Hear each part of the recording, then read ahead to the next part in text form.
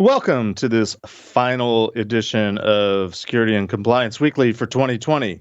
Today, we welcome one of our loyal listeners to the show, Dmitry Zagadsky, or DZAG, as you might know him on our Discord channel.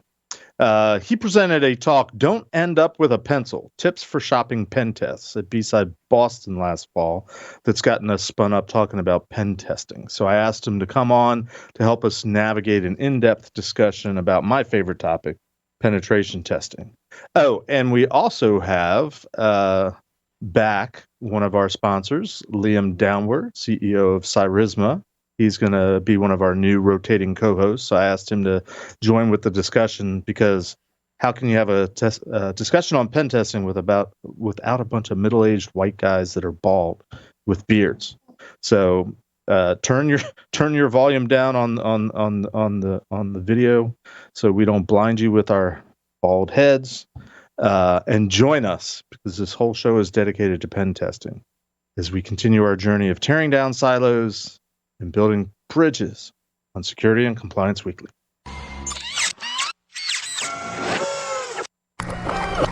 This is a Security Weekly production.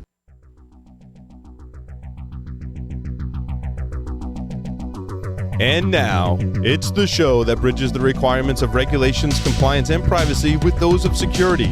Your trusted source for complying with various mandates, building effective programs, and current compliance news. It's time for Security and Compliance Weekly.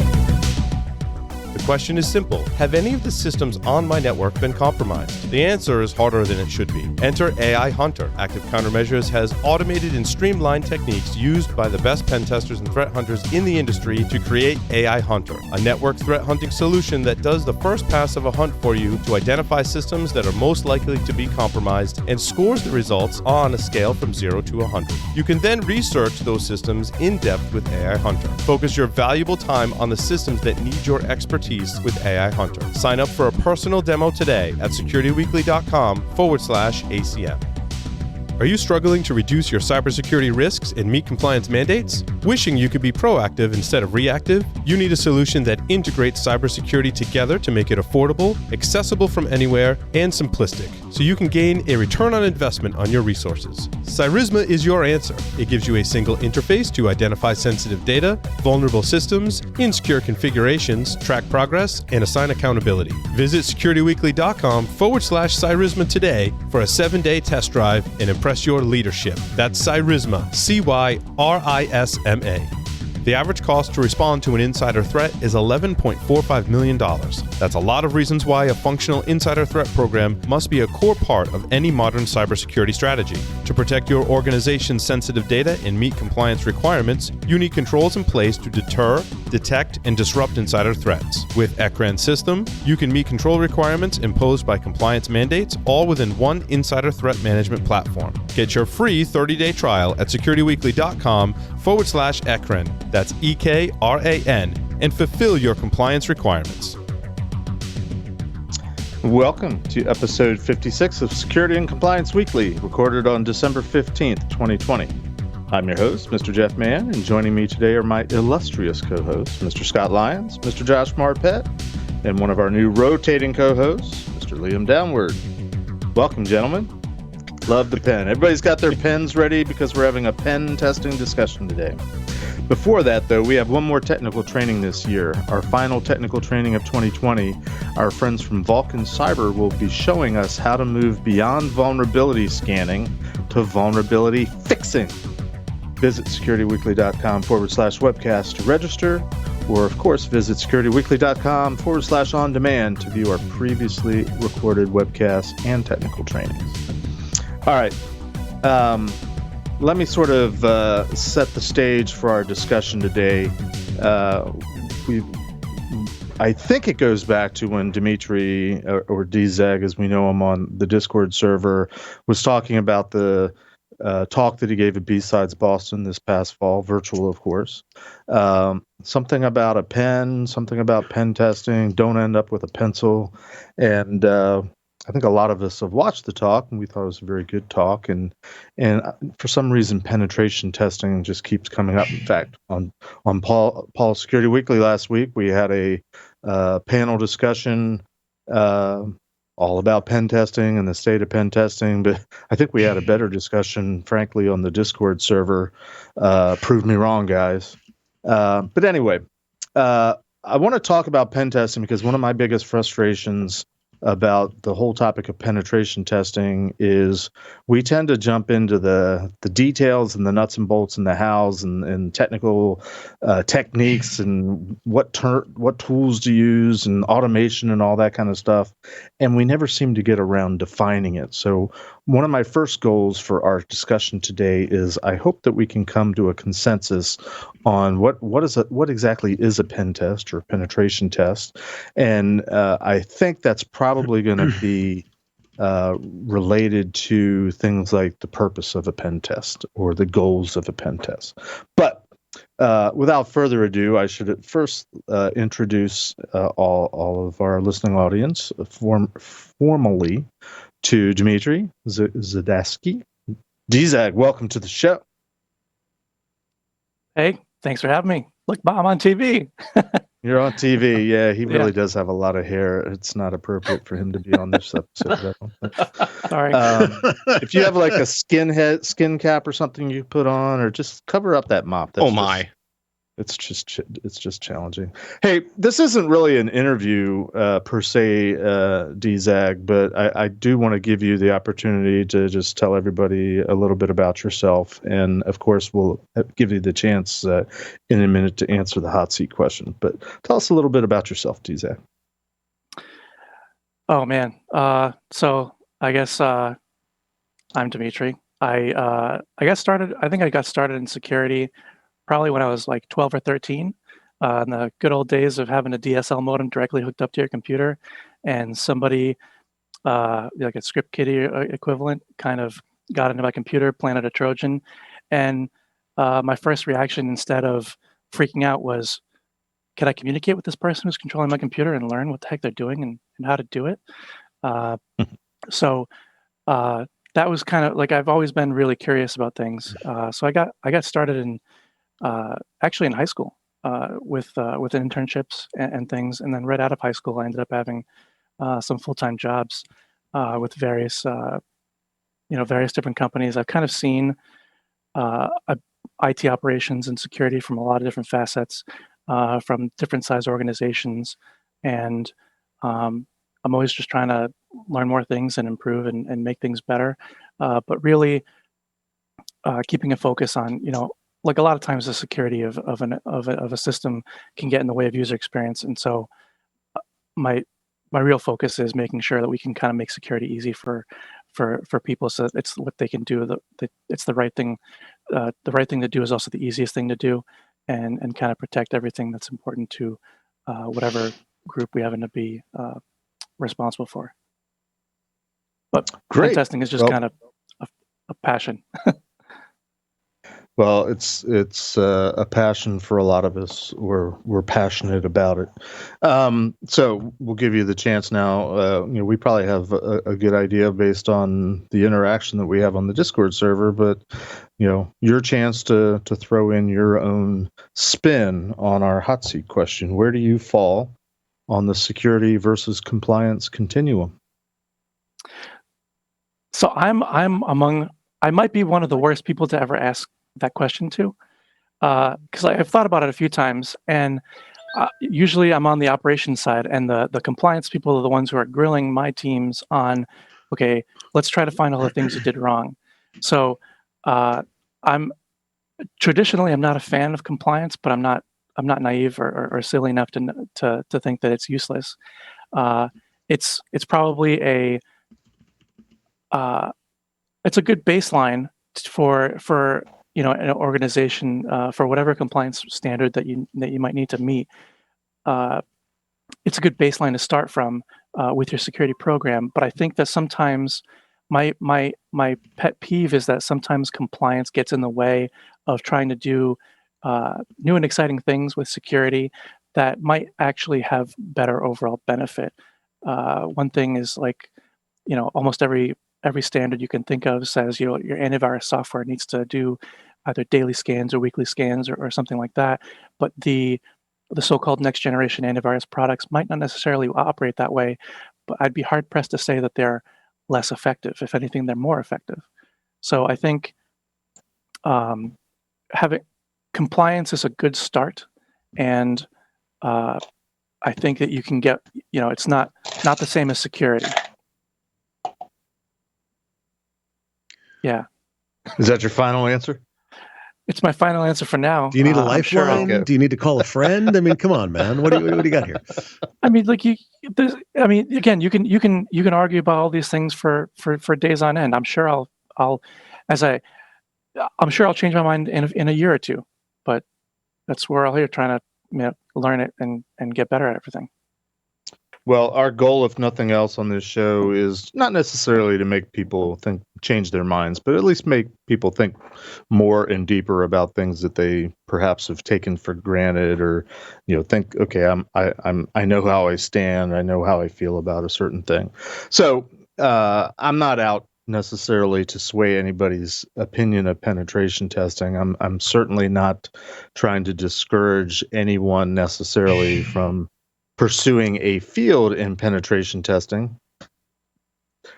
And I have to ask, Scott, are you keeping the pen testing counter as well as the PCI counter today?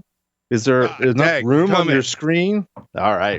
I was trying to get away with not having to hit either of those buttons. You missed PCI. And again. What? And again, what do you mean, and again? Well, he said it. I'm keeping counter. I'm keeping counter. He said it. You're missing one. You're missing him. Missing who? Jeff. Jeff said it. No, I said it. There we go. All right. There we go. Are we now caught up? Jeff said PCI at least 3 times. PCI. And so now you have said it. You just want a monkey to hit a button at this point. Pretty much. I'm not denying that. All right. So in getting this conversation going, because we're talking about pen testing, right? Yep.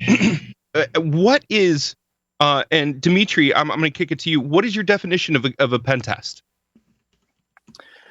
So a pen test. So it's funny because when I started researching some of the stuff for the talk, and in some of the events that kind of led to me wanting to do it, I kind of came to the conclusion that I think it's like the Supreme Court once said something along the lines of "I know it when I see it," and I think that for a lot of people in security, a pen test is kind of a thing that you know it when you see it, but it's kind of hard to really wrap your head around. And there's lots and lots of different definitions, and I'm sure that there's ways of interpreting it. But I think for me, a pen test is an opportunity to test the way that your entire security program or apparatus responds to adversarial behavior. If it's if you're actually trying to replicate specific adversaries, or if you're trying to test specific systems on how they behave to real world style attacks. That to me is a pen test, and it can be really broad. And I'm sure, some people would say that a red team is not necessarily a red team engagement, not necessarily a pen test, or a purple team, or a breach attack simulation, kind of whatever you want to call it with the marketing speak. I think those are all kind of just subsets of pen tests, and the pen test is the broader category that they all fall into. Does that make sense? We're not here to make sense. We're here to discuss deep philosophical hacking issues. Scott, do you have a spin on that? Scott, how do you define it? Liam, how do you define it? We'll go around the horn, and everybody can give their out of the gate definition. Oh, fine. I don't count. It's okay. Whatever. Well, you know what? How about Josh? If you need to hear me say your name, I'm going to kick it to you first, Josh. Go. How do you define me first? Test? Oh God. All right. So pen tests. This is a really difficult thing, and we actually asked a gazillion people. I think we asked 30 or 40 people, Scott, and we did this separately together. That's close to a gazillion. That's close to a gazillion. We asked 35 or 40 people. It's a rounding error. It's close. Come on, lost in the noise. No big deal. And we asked a lot of people. In horseshoes and hand grenades. What is a pen test? Mm-hmm. And we got back so many different answers that it wasn't even funny. And the problem is, I'm going to go a little broader here. Some people thought that a pen test was when you broke in, got your asset information, money, whatever it is, and got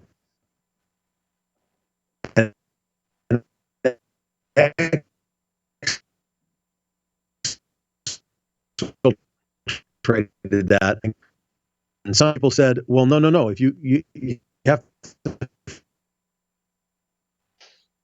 Let's move on to Scott, since Josh You guys are is freezing up a little bit. Oh, it's all right. What Josh is saying while he's clipping is that we went out to a lot of people and we've asked them what that kind of event inside of security looks like. What is their definition? We couldn't get a straight answer, right? Everybody's definition has been completely different about that event, right? So in my mind, when dealing with a pen test, right, it's about exploring vulnerabilities and how they relate to attached systems inside of your network, right? So you may have vulnerabilities, like we all do, that aren't tested, that could be blockbusters inside of network defense, right, and just blow it up completely. But you won't know that until you get to the actual pen test event.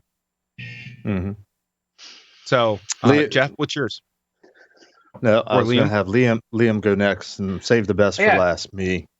Save the best for last. All right, so I'm going to play on both sides, right? So I played both the consultant and being on the inside of things. And one of the things that come across is that everybody talks about the defense in depth, right? And that last thing, what they talk about is like enterprise vulnerability management.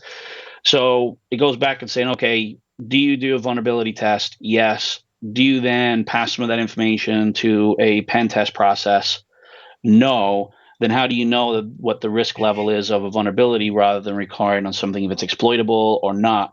And then on the other side of things is saying, okay, being the consult on the inside is I want to test it because I want to test my systems to see if they are vulnerable, and using Metasploit and other solutions out there.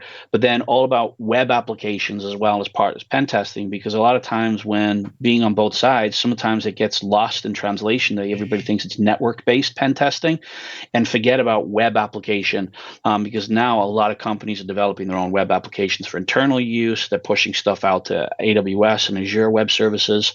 So I think there's a commonality of people's perception of where do you bring some level of pen testing into your environment, and who does it, and do you need to include it in SDLC process as well, because of you got software developing making web applications, and 9 times out of 10 you talk to your software developers, they have no idea what you're talking about. They just assume that some automated process will tell them that they've got some insecure code and they'll go and fix it, but there's nobody doing some code verification or any of the other types of pen testing that's out there. Okay, it's interesting the take you just took on that, Liam, and I appreciate it. Thank you. My turn. And I don't want to belabor it, but I'm not sure that everybody on this show, I don't talk about my past a whole lot on this show, but just in case anybody doesn't know, I started pen testing in 1992 at the National Security Agency. In fact, I was part of one of the pioneering members of what came to be known as the first NSA Red Team, not our terminology, but that's what we're known as in the folklore. So I've been doing pen testing a long time. Well, I did pen testing a long time ago. I actually stopped pen testing 2004-ish, 2005-ish for 2 main reasons. Lesser reason was I was working with guys that were much better at it than I was in terms of being able to write scripts on the fly and automate some of our testing activities. They were much younger, hungrier, and eager. I was more puzzle solving, analyzing, how do we make this better, which was my second main reason for getting out of pen testing. I got frustrated that we would go in, pen test a customer, come back 6 months later, run the exact same pen test, get the exact same results. Nothing had been fixed, nothing had been changed, and I sought a better, different way of getting the message across to customers that, hey, you've got problems that you need to fix. So that's my background, and the context for my definition of a pen test sort of echoes what Dzag said in terms of it is designed to be a test of your defenses. And that would include, in these days, these modern times, your automated defenses, your technology defenses, but also ultimately the people behind the technology. Presumably you have somebody that's responsible for monitoring, responsible for security, responsible for reviews of logs and things like that. So a pen test ideally is a test of your defenses. Live fire is near to real world. It's really getting annoying, Scott, but I love you. Keep it going. Okay, I will. Challenge accepted. Yeah, it's fine. I guess my biggest beef with pen testing is, well, I've got several beefs with pen testing in the modern world. If you go out to the show notes, one of my first talks, in fact, my first talk that I gave in the hacker community in this sort of second generation of me being in the security world, coming back to the security community after what I called being in PCI purgatory, was a talk entitled, Do We Still Need Pen Testing? And it's a talk based on me hearing Ed Scotus give a keynote about how to give the world's best pen test, and me thinking, wow, I haven't been in the, exposed to the hacker side or the security side of the world in like 10 years or so. What's changed? What's different? And being bitterly disappointed that not much had changed and not much is different. So his premise was lots of good juicy findings, lots of resources and time, unlimited resources in terms of conducting the testing and having all sorts of lots of juicy findings and neat things that you discover. And I sat there thinking, my idea of a perfect pen test is you fail, or at the very least you're detected. That's my idea of a perfect pen test. Now, my exposure to pen testing while I was a QSA in the PCI world was mostly reviewing the annual pen test reports that my customers were submitting to meet their PCI requirement. I would say definitively that, and this may sound a little bit arrogant, but I have not seen an actual pen test report, what I would call a pen test based on my definition of pen test, in probably 15 or 16 years. And I would even argue that the work that I was doing back when I was working for a company where we were offering pen tests, even those weren't really pen tests. Some of them were. Some of them we did have the objective of, can you detect us? Can you catch us? We're going to be poking around and see if you can find us, see if you can detect us. We did do that, not all the time. Most of the time, what we were doing at the end of the day was vulnerability assessment. And I draw the line between vulnerability scanning or vulnerability assessment and pen testing. And this might sound a little bit of extreme, but if your desire in the whatever activity that you're trying to hire a third party for, or if you've got people that can do it yourself, is for the purpose of discovering vulnerabilities, it's not a pen test. Pen testing should not be about vulnerabilities at all, other than stringing the vulnerabilities together, exploiting the vulnerabilities. Yes, that's part of it. But much more so, the pen test is supposed to be, in my opinion, focused on emulating the threat, trying to do the things that the real bad guys are doing, again, for the purposes of testing your defenses, for the purposes of detecting, of assessing how well your security team is doing at catching, detecting that there's bad things happening. I'll shut up now. Somebody set me straight. Yeah, but Okay. Unfortunately, in security, for kids that are just coming out of college or people that are just getting into the industry, pen testing by itself seems to be the new sexy, or it's always been the sexy, right? Like compliance, the stuff that we live, eat, breathe, sleep, and do, even though we feel and we know that through multiple times of doing this that it drives budgets, it's pen testing that gets all of the accolades, right? So Yeah. how do we take something that's supposed to be sexy, fun, in your face, cool, hey, I just popped your box, right? How do we take that and turn that into something like a compliance routine? Should it be driven by compliance? Should it be the findings go into compliance? Go ahead, Josh. We don't even know what the hell it is. Like, we literally don't. I mean, you guys, I apologize, I had to restart, so I missed some of what you talked about. But like, Jeff, even in what you said, which I caught most of when I came back on, but even in what you said, you didn't define a pen test. You said a pen test should include these things and should include these things. But is that the complete definition of a pen test? You said it shouldn't include vulnerabilities, for example. Okay, vulnerability should already be found, and with a vuln scan, for example. Or in your world. Let me back up and give you my short definition, because you were probably rebooting. A pen test, in my opinion, should be a test of your defenses. It's a test of your security readiness, your security responsiveness. It's any amount of activities and things that might happen that emulate a threat to see how well you can hold up against an attack or an attempt to breach.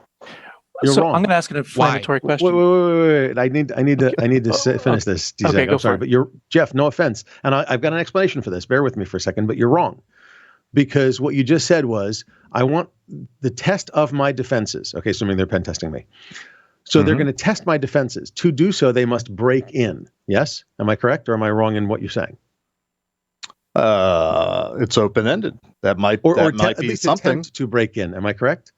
Because that's sort of implied in penetration is that you're breaking into something, you're entering something. Penetration, think about what the word implies. Now, here's the problem. If you are attempting to break in somewhere, and let's assume you succeed in breaking in somewhere, does that mean that you have determined empirically all of the different places I could break in, or simply the one that I have successfully broken in through? Yes. No. What? Absolutely. Tell me a pen test company. No, absolutely. There's no implication that you've discovered all the ways that you could get in. Okay, sorry. And that's an important point. That's an important point to bring out, though. But to me, if you're finding all the ways that you can get in, that's not a pen test. Well, then do you go back to the process of discovery, enumerate, vulnerability mapping, and then exploit, right? Then goes back to what you were saying, Josh, before then. If I do a discovery and enumerate and then vulnerability mapping, I could potentially see the full landscape of potential vulnerabilities. And then if I map that to an exploit, right, whether it's available in the wild or something I have to craft myself, if it's blind, whatever, then I'm potentially maybe targeting more than one potential entry point into a web application or to a server or to a network. We literally wrote definitions of pen tests, Scott and I, because we kept coming across people that were like, that's me, Josh Marpet, Quadling. Sorry, we got asked, like, what's the host with the hat's name again? It's Josh. Hi. I'm talking to we call him name. Doofus. It's totally cool. But go ahead. Doofus? Totally cool. I answer to most anything. Don't worry about it. All right. No, in all seriousness, we've got a question. Like, we wrote different definitions of pen tests based on whether you're holistically checking the entire environment, a holistic check, if you will, of all the different possible entry points, or you're saying this is a really good entry point. I'm going to take this one, go for the gold, break in, get the assets, and and get back out, exfiltrate. Okay, those are two different types of pen tests, yet you could argue that they're both pen tests, but they're diametrically opposed almost. So the problem is that I think I'm arguing that one is and one isn't, and I'm trying to which get one is? Yeah, but wouldn't that be the definition of being diametrically which one isn't? We're almost never going to agree then, because this is really funny. So, and really quickly, like, the backstory is, like, in looking at all the different presentations and stuff and doing some research, every single presentation I've ever seen on pen testing, including my own, made sure to define what the heck pen testing is in the beginning of it. I think Jeff, yours did a whole bunch, like, even one, there was another one on the day of B-Sides Boston, and they defined it as well. So it's almost as if it's easier to just say what is not a pen test, and then everything else just kind of lumps in. But I don't know if pen testing is self-interpretation, though? Can that be open then? Because a lot of people have a different perspective of what they think pen testing is. So going back to what Scott had said earlier about compliance, should compliance have some level of mandate? So we put some structure around the term pen test rather than leaving it open ended, and then you have these results, and you're looking and saying, "Hey, this is a pen test. Okay, I just did something simple and I passed it over to an automated process." But I've got a result. But does that mean then I'm compliant because I pseudo did a pen test because it says it does, and that's what the application says it does automatically? But what does that mean from a compliance standpoint? Is it just a checkbox to saying that I've done it? But what does actually a pen test mean? And is there a standardization across the board? Because you said before, we're not going to agree on multiple different areas of pen testing. So somebody needs to put a stake in the ground and say, okay, from a compliance level, here's what we expect pen testing to be. So I'm going to actually, it's an open-ended question to people to answer. So I'm going to actually show you something, guys. I think you can see this. You should be able to see just the first 3 columns, which is we actually tried to define pen testing in different levels. Mm-hmm. Okay, I don't know if you can see this. Can you read this? I can make it bigger. Yeah. Okay. We said level 1 is a threat scoping. That's exploitability checking. That's that holistic check. Okay, what's the status of all my windows and doors? And then level 2 is a targeted threat. That's going for elevated privileges, privilege escalation. This is going for breaking in one spot, the best spot, getting in, getting the money, the asset, the whatever, and then exfiltrating all the way. Okay. And so we actually determined that there's different levels of pen testing. It really shouldn't be level 1 and 2. It's just Josh, sort of an A and B thing. For people that can't see this. What's that? Yeah, sure. So for what we said was a level 1 threat scoping is exploitability checking. And in layman's terms, what's the status of all my windows and doors? Tell me about all my different entry points that someone could use to break in. It's not a vulnerability scan. It is going farther than a vulnerability scan. It's attempting to exploit all the windows and doors, all the entry points, but it's not going for the gold, going for the thing in the safe in the central office. Then we've got a level 2 targeted. Sorry, Josh, hold on one second. For everything that you're about to hear, you have to think about the house model. What can you do to a house, right? And that's going to really help bring everything that Josh is about to talk about together for you. Go ahead, Josh. And then we said for a level 2 targeted threat, this is not a threat scoping. This is a targeted threat. Can a professional burglar pick the lock on my front door, break in, find my safe, steal my safe, or break open my safe, grab my stuff, and then get out the door, exfiltrate? Okay, so this is not finding all the entry points. This is picking an entry point, going in through that entry point, getting to the assets, taking the asset, and getting the heck out and exfiltrating. Then we added some other stuff. There's threat teaming, purple teaming stuff. There's red team engagement. This is when we physically break in, full scope, whatever. A web app pen test. There's all kinds of other things. Don't get me wrong. Some niche things, API testing, mobile testing, OT testing, stuff like that. But the point that we're talking about in terms of pen testing is we really broke it up into 4 big pieces. And that was a holistic exploitability check, a targeted threat a check for a single entry point that you can break in and get the stuff, purple teaming, threat teaming, and a red team engagement, which is a full scope, everything. We don't care. We're going to do everything possible. Those are monstrously expensive. Okay. So Josh, you've had enough time. Let me suggest to you, Josh, that everything that you're describing, that you're lumping as variations or on a theme, or you're putting it up under the umbrella of penetration test. Maybe, just maybe, everything that you're describing is really something else. Maybe it's a security. It's a lizard. Something else. And then what? penetration I'm not testing. Following.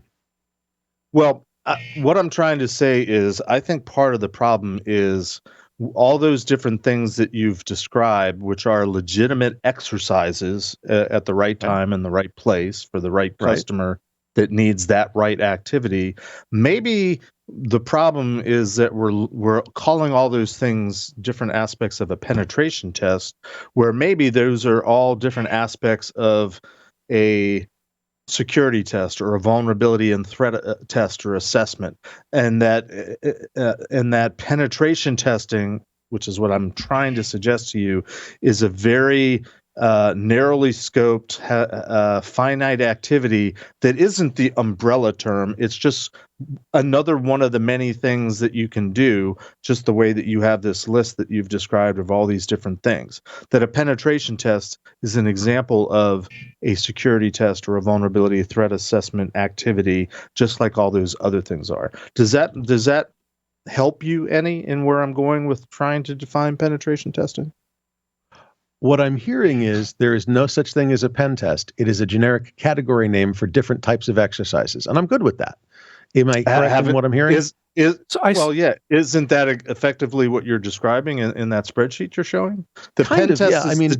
Pen testing is and maybe we're hitting the nail on the head finally. Yeah, it's almost like a continuum. Penetration testing is not a generic umbrella term. To me, it's a specific activity, whereas the industry sort of treats it as a generic umbrella term for a lot of different things.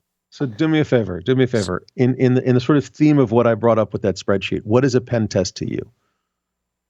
So to me, did any of the activities the first one of those things was not. Really? What is it?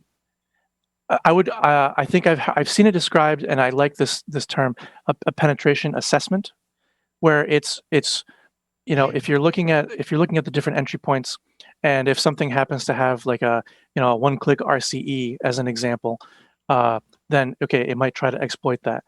But without taking any further, I don't think it's a valid pen test. I think it is something else. It is because it's not for me, the aspects that is among the most important is a lot of times you'll find that you might have, if we're talking about vulnerabilities, you might have a whole bunch of different vulnerabilities spread throughout your environment, and on their own, they're just kind of okay. But an expert or someone with experience will be able to say, okay, I can take this one over here and combine it with this thing over here, and then I can the sum is great. It's greater than the sum of the parts, that you can string together multiple different vulnerabilities, and they might not even be technical vulnerabilities. It could be just a configuration mismatch, or some just you happen to find credentials over here, and there's a web server over there that you can put the credentials in, and suddenly you're admin on a system. Something along those lines is stringing together the multiple different facets in order to get a result that is greater than you can get from just attacking one specific thing. That to me seems to be. Hang on a second. I agree with you, but you're using, from my point of view, what I'm hearing is that you have a romantic association with sort of the mythical of the Silicon Cowboy, and the Silicon Unicorn. No, penetration. Where are you going, Josh? No, oh dear God, Jeff, you bad man, you. No, what I was saying is, we think of when we say that pen testing is sexy, what are we talking about? We're talking about, I broke into the NASA using a Django'd, website that was, I was able to hack the mainframe, and the Gibson was right there, man. Come on, give me a fucking break, okay? Excuse my language. The point is that we have to stop with the romanticism and the jacked in, decked cowboy thing. Like this, these are tests, these are exercises, and that I think was a great word, by the way, Jeff. Thank you. These are security exercises. Now we can lump them under a categorical label of pen test. That's fine. We're going to do a pen test, but the next two words that should come out of anybody's mouth are what kind or what type. What do you mean by that? Right, so you have like the network pen test, a web app pen test. You might have a social engineering, physical pen test. Like you can theoretically do a pen test without ever touching a computer. Absolutely. It's a continuum, in effect. And it's not just, and it's, I don't want to use the word continuum because that implies that there's lesser and greater. What I want to say is that there's different types or subcategories of penetration test. There is, a holistic exploitability check. Josh, are you saying that our hot seat question is implying there's a lesser and greater between security and compliance?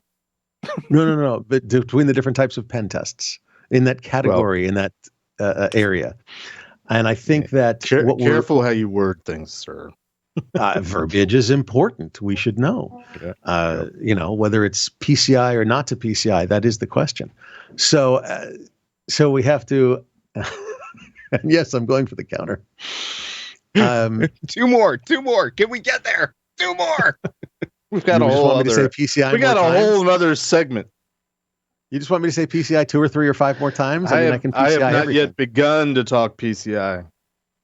But I got a question then to everybody. dude. Then is Please. so it has services or security service companies or people that think they're doing information security consulting services have muddied the water for the term pen testing, right? Because a lot of people, when you go and talk to them, especially organizations, when you ask for the pen test, they haven't got a clue what it is. They just know that they need it because somebody in compliance says, "Hey, you need to do a pen test." Now they'll contact their VAR or their IT service provider, and they'll say, "Hey, I'll do a pen test." And 9 times out of 10, sometimes it ends up just being a vulnerability assessment that they'll do, and they hand them to them and say, "Yep, we've done the pen test." Or they'll go and get some automated tool and have it run once and not exploit anything, but just show them that they did a tickle test but didn't do anything. Do you think it's being muddied enough that nobody knows? Add that to your spreadsheet, Josh. I am going to add tickle test. So, excuse me, sir. Liam, we're here to do a tickle test on your network. Liam, you're raising the point that the terminology and the definitions and scope and goal and all that has been muddy. Yep. I don't necessarily blame the vendors. I actually at this point would actually blame PCI, because for the first 10 years or so of the PCI data security standard, while there was a requirement to perform an annual pen test, there was precious little in the way of defining what constituted a pen test, which left the door open for anybody to come in with just about any methodology, using scans or not, automation or not, and call it a pen test. I mean, but quite frankly, in the early days of PCI, if I was looking for a pen test report from a customer and they were asking me, what do I need to do? I'm like, well, the way the requirement's written, you could pretty much just run an Nmap scan of your environment and give me the results, and that would meet the scant criteria that existed at the time. Now, PCI Council, to their credit, they have evolved and they have come up with a methodology requirement within the PCI standards. So even if they can't come up with a definition, they expect you to have a definition of penetration testing and execute it on at least an annual basis. But they also have guidance in terms of what they mean by penetration testing, which is more or less on track with everything we've discussed, if we're thinking about pen testing being that broad generic umbrella term. But where they continue to fall short is that, to me, where I come from, the background that I come from, what constituted a real pen test was real people at a keyboard trying things manually and not simply doing automated scans or automated tools. And we didn't have the automated tools back then. It was much more, the conversation in the early days was manual versus automated. And I know that that's changed a little bit. Our landscape in terms of technology and capability is a little bit different now. But it was always about, no, you got to have somebody at a keyboard looking at what's there, thinking about how can I string different things together, how can I work this, play this, manage that. That is, to me, the ultimate art of a pen test or discriminant, is you got to have somebody thinking and trying to be creative and trying to hack and figure things out. That is described in the guidance from the PCI Council, but at the end of the day, they say your methodology should have that. They don't require it, and that's where I think they did the classic cop out. Is they threw that should word in, which leaves the door open to grand interpretation. Just about anything goes. Run a vulnerability scan, have somebody look at it and say, "Oh yeah, that looks exploitable." Boom! It's a pen test. And that's where I've had it where in the probably in the last 6 months, sitting down with an organization, and I've talked to them and said, okay, what are you using for right now for pen testing? Oh, we haven't got to that yet. We're going to go and create a lab and do pen testing in a lab. And I'm like, I asked them, well, what's that going to help you with? Oh, yeah, we're just going to throw up some Windows servers and say that we're doing some pen testing, and that just gives us the checkbox, and we're going to do it in a lab. And I'm like, well, what about your applications that you have out there? Oh, no, we're not going to touch them because they're production. I'm like, okay, so then you're just going to focus primarily on this lab that basically doesn't have any essence of it being a true production. It's just you throwing up some machines and you're basically doing yourself a little lab to test on, can I run Metasploit? Can I run this? Can I do Nikto? Can I run some Linux, Linux kernels and so forth and assess them? But their term was that, yeah, that's what we're going to do because that just gives us that checkbox, and we're a PCI environment and our QSA is happy with it. So they're literally the testing the pen that they use to check the box. Would a pen test actually help against something like, I don't know what's going on in the news right now with SolarWinds? If we sit back and say, well, we've done a pen test, we're PCI compliant, we're HIPAA compliant, we're 853 compliant, but still get after the supply chain attack that's going on, right? And it's been going on for months at this point. We're only just now learning about it, right? How can a pen test actually help with defining what actually is a problem, right? And you guys are, excuse me, Scott. You guys are asking great questions, and you're setting up the shift in focus that I want to take in the second segment. Let's take a quick break, and we'll come back and we'll start talking about why pen test. What are the purpose and the goals? What do you get out of a pen test? So stay tuned. We'll be right back.